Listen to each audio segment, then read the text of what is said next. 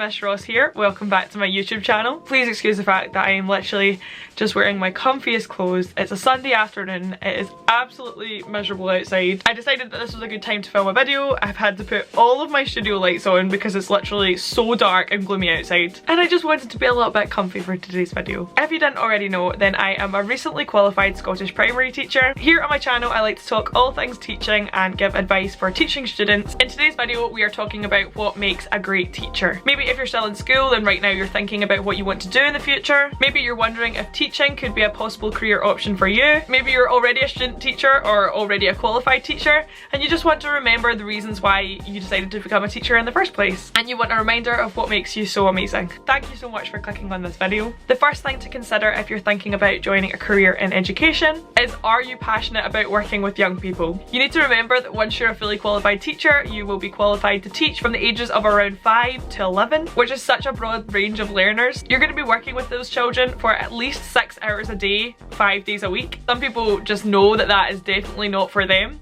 If you're thinking about starting a career in teaching, then definitely make sure that you've had lots of experience working with young people. That was an essential aspect of the application process for me during my interviews, and even when I was writing my personal statement, always wanted to know about the experience that you already have working with young people, which kind of links to my number 2, which is you have to be a very caring and nurturing person. One of the best parts about being a teacher is those relationships that you get to build with the children. You are about to become a very important person in their life, and for some children you might even be the only positive role model that they have in their life. It's really important that you get to know each pupil as an individual and make them feel loved and welcome in your classroom. It's such a cliche, but as a teacher you are so much more than just an educator. Sometimes you have to be a nurse, sometimes you have to be a psychologist, and when the children are in your classroom, you are responsible for their well-being, and that can be quite a lot of pressure. Quality number 3 that is essential for a great teacher is being committed. Now, if you already know people that are teachers, you will know that it is an incredibly demanding job, whether that's running after school clubs or homework clubs, taking time out of your lunch times, parents' evenings, school shows,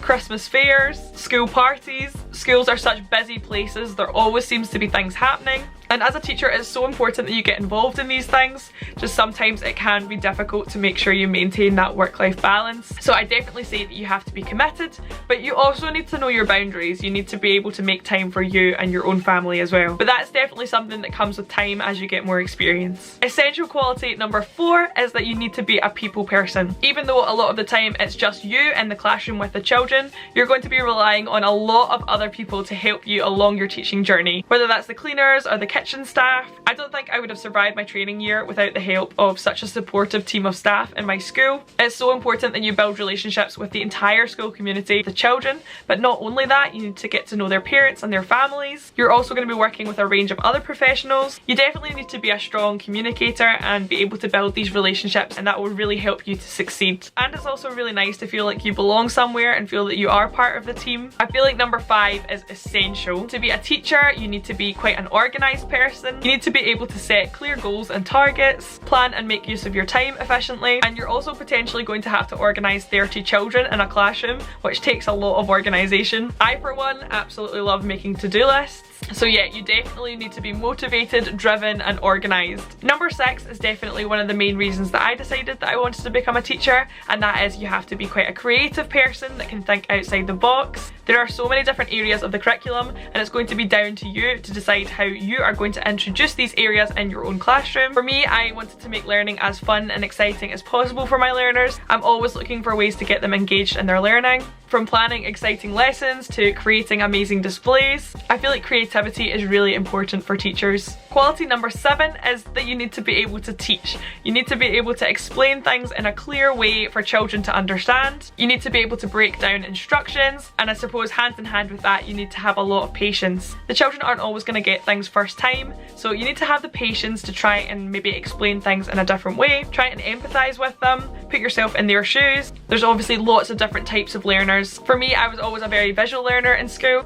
and I think it's just about understanding that everyone learns in different ways and trying to help support children with that. Number 8, and this was something I definitely learned the hard way in my NQT year, you have to be extremely flexible and adaptable. Schools are just a hive of activity. There are always things going on. Pupils are going out for extra support. You might have a guest coming into your classroom. There might be a last minute rehearsal for the school show or an assembly. No one one day is ever the same as the next. Sometimes I've been in the middle of a literacy lesson and a massive bee has come into the classroom and just wreaked havoc. So you do have to be quite easygoing and happy to go with the flow and adapt when necessary. You also have to be able to think on your feet. There have been times where I've just been flung in the deep end having to do some supply or cover a classroom in an emergency, and you have to be able to think on your feet, use your initiative, and sometimes just fake it till you make it.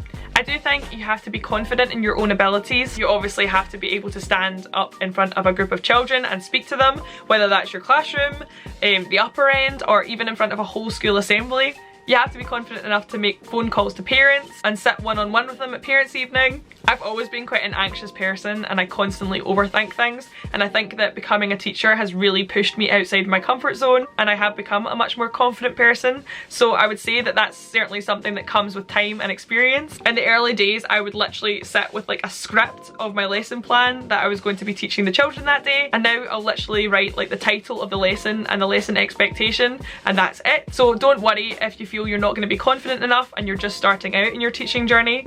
That is definitely something that you develop over time. You don't always have to be that loud extroverted teacher. There are so many different types of teachers out there, but you definitely need to be confident enough in your own abilities and confident making decisions for your learners. And last but not least, number 10, I feel like you have to love learning. One of the main reasons that I became a primary teacher was that I get to teach so many different areas of the curriculum. At the moment with my primary 5 class, I'm teaching them about the digestive system and science, and I just love those lessons that you can get really excited about teaching. I would definitely say if you have any passions of your own, then that can be something that you can bring to the job. These were just my main 10 qualities that I think makes a great teacher. Hopefully these have made you reflect a little bit, and if you are thinking about becoming a teacher, then hopefully it's been quite helpful in giving you a bit of an insight into the job. I would love to hear from you guys about what you think makes a great teacher and about the types of teachers that inspired you when you were in school. If you enjoyed this video, then make sure you subscribe to my channel, and yeah, happy Sunday. I'm gonna go and relax before another week of school.